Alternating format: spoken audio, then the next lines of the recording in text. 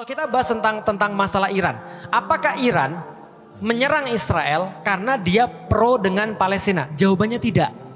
Karena Iran nyerang Israel karena dia diserang duluan, sederhana, gitu kan ya. Dan ada video tuh Netanyahu ngomong ke publik, bikin video. Apa yang dia bilang? Dia bilang begini, saya berbicara pada rakyat-rakyat Iran yang terhormat untuk dalam tanda kutip menggulingkan pemerintahan yang sekarang untuk balik lagi ke masa lalu. Tahu masa lalunya apa? Dia ngomong sendiri. Kita udah jelasin di kajian kita tuh. Apa masa lalunya? Iran sama Israel itu bestie. Baru tahu. Karena yang ngebuat kuil Sulaiman yang kedua itu Iran, itu Persia. Maka mereka dulunya bestie. Maka Netanyahu bilang, mari kita kembali ke masa lalu di mana kita bestian.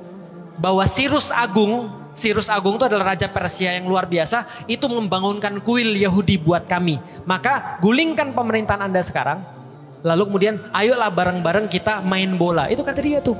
Artinya dia bukan untuk Palestina, dia justru pengen menjadikan Iran sebagai bagian bestinya dia. Paham sampai di sini?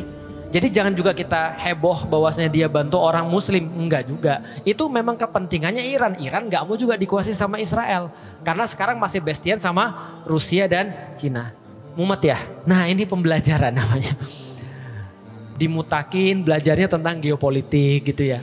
Nah karena itu adalah fakta-fakta yang terjadi. Makanya Netanyahu sekarang mau menjadikan Iran sebagai tadi balik lagi ke zaman, oh by the way. Aku sedikit mau cerita tentang Iran. Teman-teman tahu bahwasanya Iran sekarang itu apa? Republik Islam Iran. Tapi sebelum jadi Republik Islam Iran, apa itu?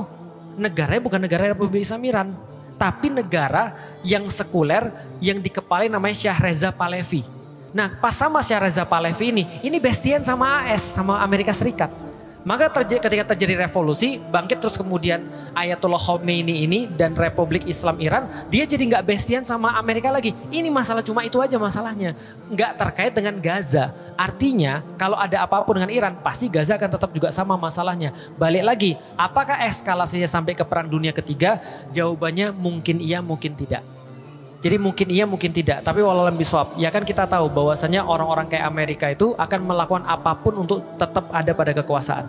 Artinya gini ya, balik lagi tentang teori peradaban.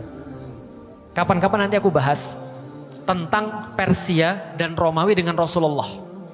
Itu nanti teman-teman akan ngerti bahwasanya Rasulullah itu benar-benar ngambil beban peradaban dari Persia dan Romawi.